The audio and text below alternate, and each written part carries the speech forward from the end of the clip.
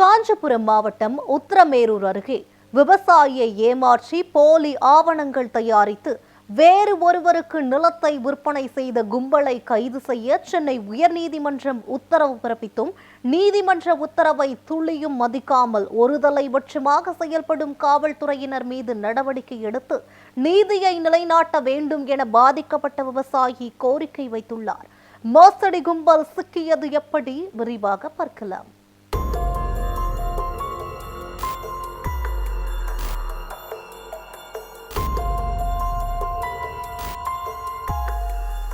காஞ்சிபுரம் மாவட்டம் உத்திரமேரூர் அடுத்த ஆண்டிதாங்கல் கிராமத்தைச் சேர்ந்தவர் கோபாலகிருஷ்ணன்.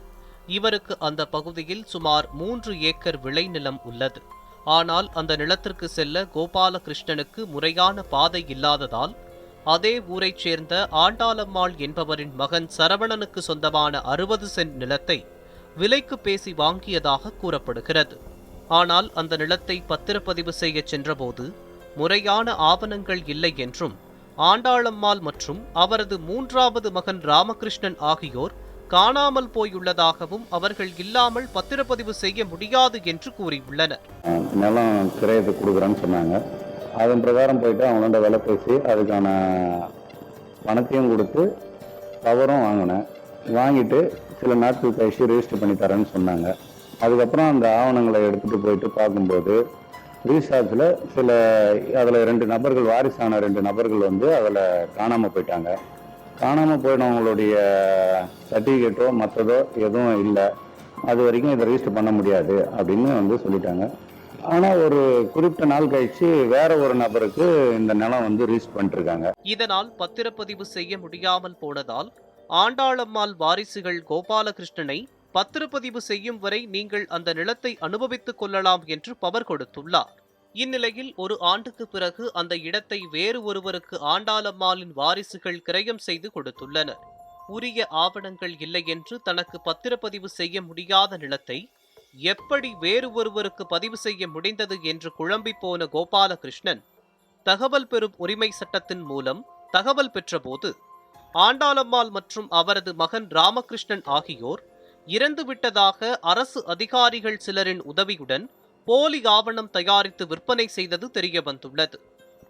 இதுகுறித்து கோபாலகிருஷ்ணன் உரிய ஆதாரத்துடன் உத்திரமேரூர் வட்டாட்சியர் மற்றும் பத்திரப்பதிவு அலுவலரிடம் புகார் கொடுத்துள்ளார்.